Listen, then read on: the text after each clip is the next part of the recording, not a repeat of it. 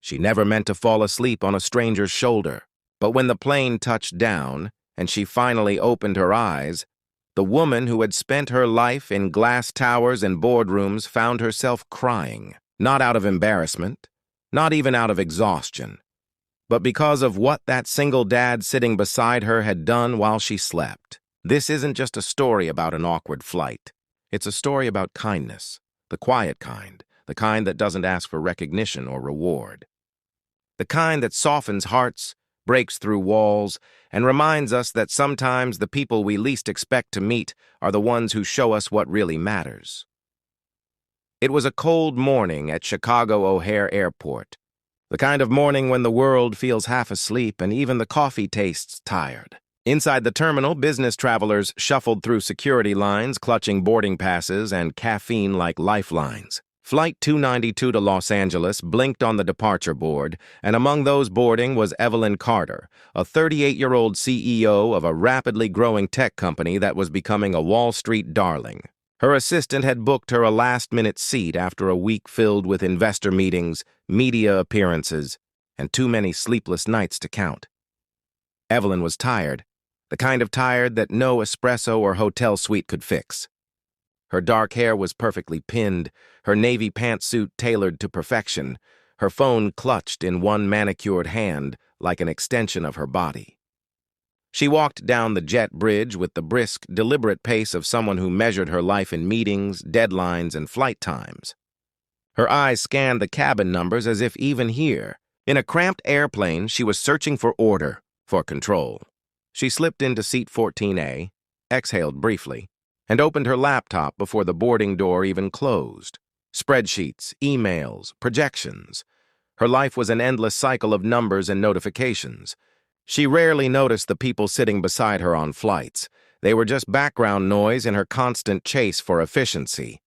As passengers filled in, Evelyn barely looked up. She just hoped whoever sat next to her would keep to themselves.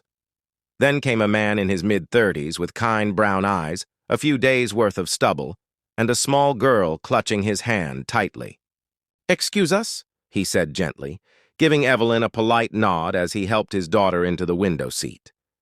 "Sorry if she gets a little restless." "Long flight." Evelyn glanced up briefly, offered a professional smile, and returned to her laptop. "I'm Daniel," he said, after buckling in. "And this is Lily." The little girl smiled shyly, her big curly hair bouncing as she tucked her unicorn backpack under the seat. "Hi." Evelyn softened a little, closing her laptop halfway. "Hi, Lily." The girl's voice was small but bright. "We're going to see Grandma. Daddy says she makes the best pancakes." "That sounds nice," Evelyn said, forcing a polite smile. Then she turned back to her glowing screen, but something about Daniel caught her attention anyway. The way he carefully adjusted his daughter's blanket, how he brushed her hair from her face as she leaned against him. There was tenderness in his movements, patience in his tone. It was the kind of love that felt foreign to Evelyn's world, a world where success was measured by profit margins, not moments like this. The plane took off, climbing through gray clouds into a golden sky. Lily dozed off within minutes, her tiny head resting on her father's arm. Daniel gazed out the window quietly, his phone untouched. No scrolling, no texting, just quiet presence. Evelyn stole a glance at him and wondered when she had last sat still long enough to look out of a window without checking for Wi-Fi. About an hour into the flight, the cabin lights dimmed. The hum of the engines was steady, soothing, and for once Evelyn's mind began to slow. Her phone slipped from her grasp, and her head grew heavy. She fought to stay awake, but exhaustion finally won. Her head fell gently against Daniel's shoulder.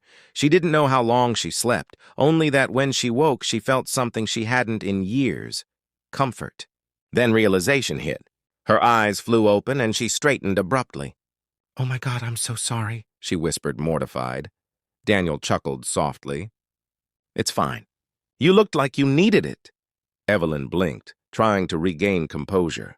I'm sorry again. I didn't mean to." "Really?" he said, smiling kindly. "No harm done." That's when she noticed her phone. It was plugged into a sleek black power bank that definitely wasn't hers. "I think this is your charger," she said. Daniel nodded. Yeah, your phone was about to die. I figured you'd probably need it when you landed. Evelyn hesitated, a little stunned. No one had done something so small, yet so thoughtful for her in years. Thank you, she said quietly. He shrugged. Just figured I'd help out. I know what it's like when you need your phone for work. Something inside her shifted. She wasn't used to kindness that didn't come with an agenda. They started talking after that. Slowly, awkwardly at first. She learned Daniel was a single dad. His wife had died 3 years ago in a car accident, leaving him alone to raise Lily. He worked 2 jobs, one at a hardware store, another delivering packages at night, just to stay afloat. She was the love of my life, he said softly, eyes distant. Still is, in a way. I miss her every day, but Lily keeps me going. She's my reason for everything now. Evelyn listened, really listened.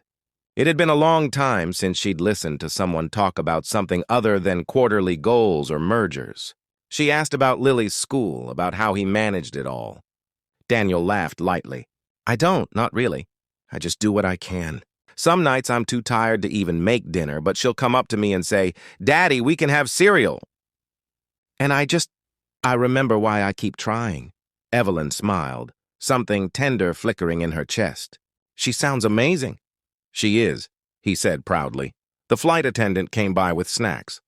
Daniel ordered a juice box for Lily, but declined anything for himself. Evelyn noticed. When he got up to use the restroom, she quietly told the attendant to charge her card for his meal and a sandwich for Lily. When he returned, his tray table held a sandwich, chips, and a soda. Oh, I didn't order this, Evelyn smiled. Consider it my way of saying thanks for the charger. He looked at her, eyes softening. That's really kind. Thank you. For the rest of the flight, conversation flowed like water. They talked about childhood dreams, about family, about how easy it is to lose yourself in the pursuit of something that doesn't fill the emptiness inside. Evelyn confessed how her life had become a blur of success and solitude. No real friends. No time for love, not even for her parents.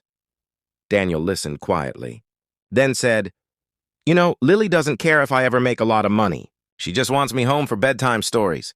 Sometimes we think we're chasing what matters, but maybe we just forget what that really is. Evelyn stared out the window, his words echoing in her mind. Maybe she had forgotten, too. As the plane began its descent into Los Angeles, Lily stirred awake, blinking up at Evelyn. Did you sleep good? She asked. Evelyn chuckled. I did. Thanks to your dad's shoulder. Daniel laughed softly, shaking his head. Guess I'm useful for something.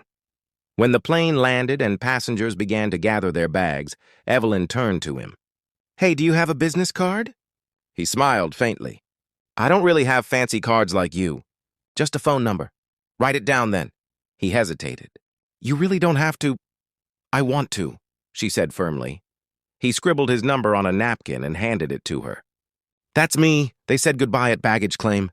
Evelyn watched as he helped Lily with her suitcase, the way he knelt to tie her shoelace, the way she giggled as he lifted her bag. There was so much love in such small gestures, and somewhere deep inside her something cracked open. The next morning, Evelyn sat in her corner office, 40 floors above the city. The glass walls reflected a skyline built on ambition, but it all felt hollow now. Her inbox was full, her calendar packed, yet her mind was somewhere else entirely. She couldn't stop thinking about Daniel and Lily, about how a man with so little seemed to possess everything she'd lost. Connection, presence, love. That afternoon she made a call. 3 weeks later, Daniel found a letter in his mailbox. The handwriting was elegant, deliberate. Inside was a folded note and a check. Dear Daniel, it began, I haven't stopped thinking about our flight. Your strength, love, and kindness touched me deeply. You reminded me of something I'd forgotten. That success without heart means nothing.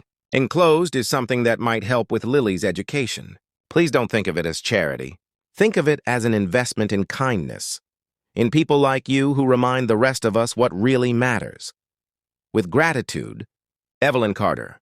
He looked down at the check, $25,000, enough to cover Lily's school tuition for several years.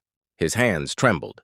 He sat down on the couch, tears filling his eyes as he looked at his daughter. See, sweetheart, he whispered, pulling her into a hug. There really are good people out there. But that wasn't the end of their story. Months later, Evelyn stood on stage at a leadership conference in New York. The room was filled with executives, entrepreneurs, and journalists eager to hear her talk about innovation and growth. But when the moderator asked her, "What's the most important lesson you've learned as a leader?" Evelyn paused. She didn't talk about market trends or revenue strategies. Instead, she took a deep breath and told the story of a flight from Chicago to Los Angeles. She spoke of the single dad who had offered her quiet kindness when she least expected it. Of the little girl who reminded her that warmth, laughter, and love matter more than stock prices. Of the moment she realized that leadership, real leadership, begins with compassion. "When I fell asleep on that plane," she said, her voice soft but steady, "I thought I was just tired. But when I woke up, I realized I'd been asleep far longer. To the world, to people, to what matters. That flight woke me up in more ways than one." The audience was silent, every eye on her. "Sometimes," she continued, "the smallest acts of kindness, offering your shoulder, sharing a charger, listening to someone's story, can change more than a moment. They can change a life." When she finished, the audience rose in a standing ovation. But it wasn't for the powerful CEO or the business icon they had come to see. It was for the woman who had rediscovered her humanity. As she stepped off the stage, her phone buzzed with a message from an unknown number. "Just wanted to say thank you again." Lily got her first report card. "Straight A's. She says she wants to be a pilot someday." Evelyn smiled, tears welling in her eyes. "Tell her she already has her wings," she typed back. And as she looked out at the city lights from her hotel window that night, Evelyn felt something she hadn't felt in years: peace. She realized kindness doesn't just ripple outward.